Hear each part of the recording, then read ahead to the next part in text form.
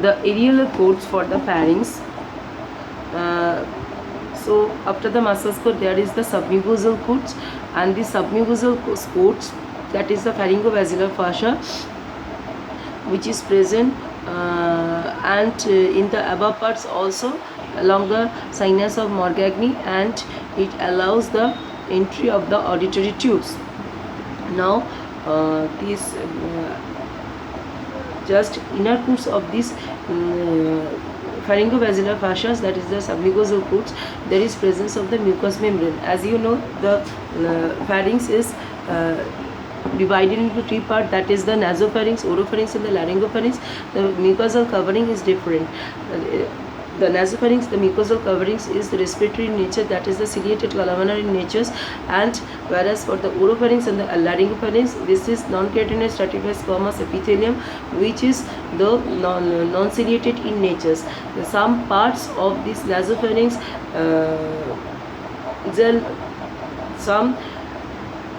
there is a transition zone between the mucous covering of the nasopharynx and the oropharynx and laryngopharynx, which may extend below the nasopharynx, that is the below the opening of the auditory tube. What are the arterial supply to the pharynx?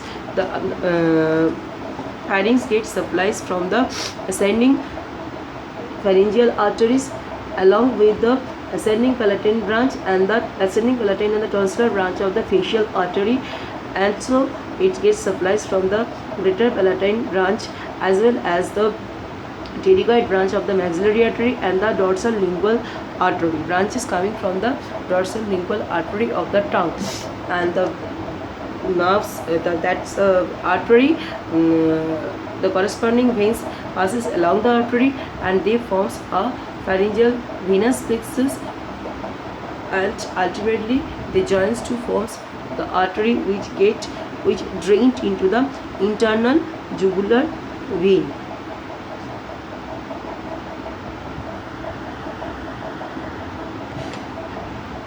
All the muscles of the pharynx are supplied from the pharyngeal plexus, which carries the fibers of the cranial accessory, thus the 11 cranial nerves, except the stylopharyngeus muscles, which is supplied by the corsopharyngeal nerves.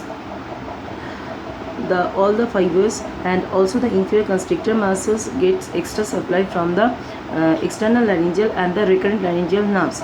All the fibers of the pharyngeal plexus carries the fibers from the nucleus ambiguous muscles, and the sensory supply of the nasopharynx is coming from the pterygopalatine ganglia carrying the fibers from the maxillary nerve, and for the oropharynx it is supplied by the glossopharyngeal nerves, and for the laryngopharynx it is supplied by the external laryngeal nerves.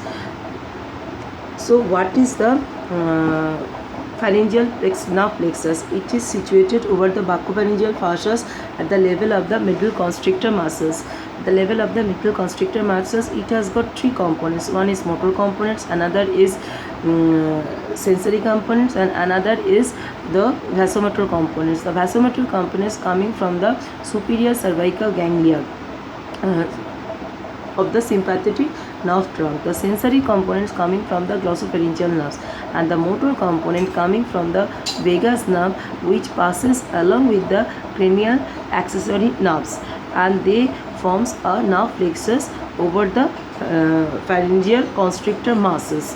And these well defined pharyngeal nerve plexus are not quite evidence in case of the human being.